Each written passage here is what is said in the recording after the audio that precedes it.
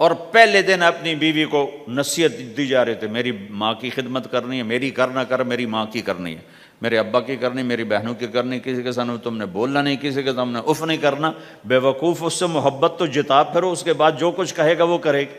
پہلے دن ہی حکم، نہ تعلق بنا ہے، نہ محبت پیدا ہوئی ہے، اور نہ ابھی جوڑ بیٹھا ہے، اور پہلے دن حکم سنانے شروع کر دی۔ اس کے ذمہ نہ تیری ماں کی خدمت ہے، نہ تیرے باپ کی خدمت ہے، نہ تیری بہنوں کی خدمت، یہ ساری خدمت تو تیرے ذمہ ہے۔ مرد کسی کی بچی کو لے کے آتا ہے، لڑکا کسی کی بچی کو لے کے آتا ہے، اور وہ بچی ماں چھوڑتی، باپ چھوڑتی ہے، بھائی چھوڑتی ہے، بہنیں چھوڑتی ہے، سہیلیاں چھوڑتی ہے، سب کو چھوڑتی ہے، اور تیسرے دن اس کو تانے شروع ہو جاتے ہیں، اس کا تو دل ہی نہیں لگتا۔ ہمارا سسرال کا معاشرہ بڑا ظالم ہے، لاکھوں میں کوئی ایک گھر بچا ہوا تو الگ بات ہے، ورنہ میں تو دنیا پھری ہے، کیا دنیا دار کیا دین دار، سب ظلم ہی ظلم ہے۔ اتنی نیک عورتیں تہجد گزار مصلی سے اٹھتی نہیں، تسبیح ہاتھ میں ہے، لیکن جب وہ ساس بنتی ہیں تو ایسا ظلم ان کے اندر سے نکلتا ہے کہ کانپ اٹھتے ہیں در و دیوار۔ جب عورت ماں ہوتی ہے تو اس کے روئیں روئیں سے محبت کے چشمے پھوٹتے ہیں، وہی عورت جب ساس بنتی ہے تو ایک دم ظلم کی تصویر بن جاتی، اسے اپنی بہو میں کوئی خوبی نظر ہی نہیں آتی، عیب ہی عیب نظر آتے ہیں، اپنے بیٹے کو بھڑکاتی رہتی ہے، یہ کرتی ہے، اور ویسے بے وقوف ہیں، کوئی ماں کی وجہ سے بیویوں کو تباہ کر دیتے ہیں، کوئی بیویوں کی وجہ سے ماؤں کو تباہ کر دیتے ہیں، یہ دونوں ظلم ہیں۔ ماں کی وجہ سے بیوی پہ زیادتی نہ کرو، بیوی کی وجہ سے ماں پہ زیادتی نہ کرو، بیوی کا اپنا مقام ہے، ماں باپ کا اپنا مقام ہے، بہنوں کا اپنا مقام ہے۔ 100% شکایات جھوٹی ہوتی ہیں، سب جھوٹ ہوتا ہے، اس لیے میرے رب نے دستور بتایا، ان جاءکم فاسق بنبأ فتبینوا، جب کسی کی خبر سنو، کوئی کمی کوتاہی سنو، اول تو سنو نہیں، اگر سننی پڑ جائے تو تحقیق کر لو، تحقیق کر لو۔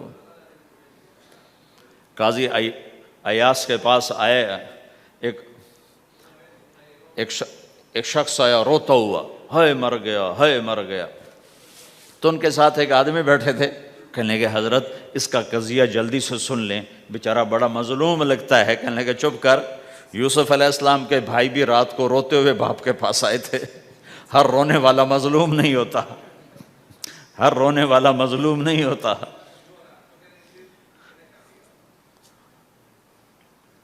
اپنے گھروں کی فضا بناؤ، کمی سنو ہی نہیں۔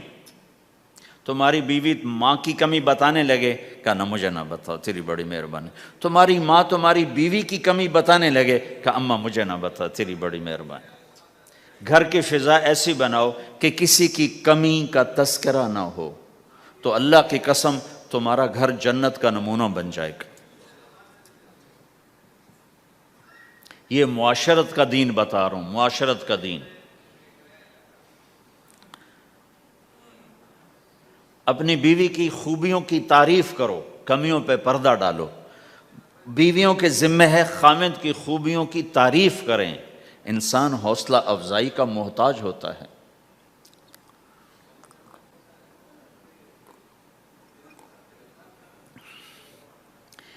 ایک بزرگ ہے اپنے کسی مرید کے گھر، تو وہاں انہوں نے کھانا کھایا، کھانا ان کو پسند آیا، کہنے لگے اپنی بیگم کو پردے میں بلاؤ۔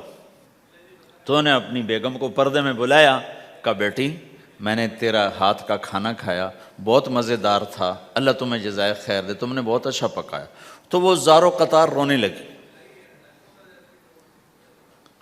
تو انہوں نے پوچھا بیٹی کیا ہوا، میں نے تو کوئی ایسی بات نہیں کی۔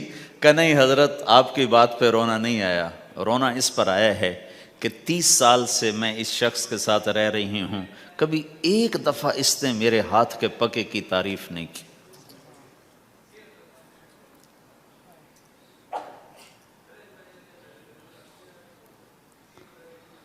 آپ گھر میں تشریف لائے، آپ نے پوچھا کوئی کھانے کو کچھ ہے؟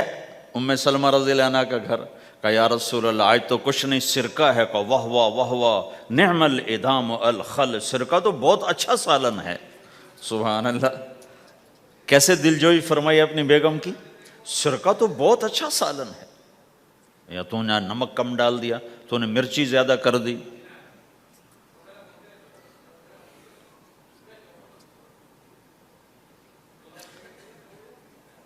ہم رائمنڈ میں پڑھتے تھے نا تو پکانا ہمارے ذمے ہوتا تھا، تو ہمیں پتا کہ پکاتے ہوئے کیا گزرتی۔ جب 2,000 آدمی کی روٹی ہم پکاتے تھے، 5 بوری آٹا گوندا ہے ہاتھوں سے، اور 10 من کھڑے ہو کے روٹی لگائی ہے، سخت سردی میں بھی سخت گرمی میں بھی۔ سردی میں جب رات کو آٹا گونتے تھے ہم تو ہمارے ہاتھ ایسے اکڑ، تم تو سردی دیکھتے ہی نہیں ہو، ہاتھ ایسے اکڑ جاتے تھے، اور صبح 4 بجے اٹھ کے روٹی پکانا شروع کرتے تھے، 2,000 آدمی کی روٹی پکانی ہوتی تھی۔ تو اب کوئی آ کر کہتے انہیں کچی روٹی پکائی، تو جی دادا ایک تھپڑ اس کے منہ پہ مارے کہ 4 بجے کے ہم اٹھے ہوئے ہیں، پکا پکا برا حشر ہو گیا، کہتے کچی پکائی۔ بھائی صبر کر کے چپ کر کے کھا جا۔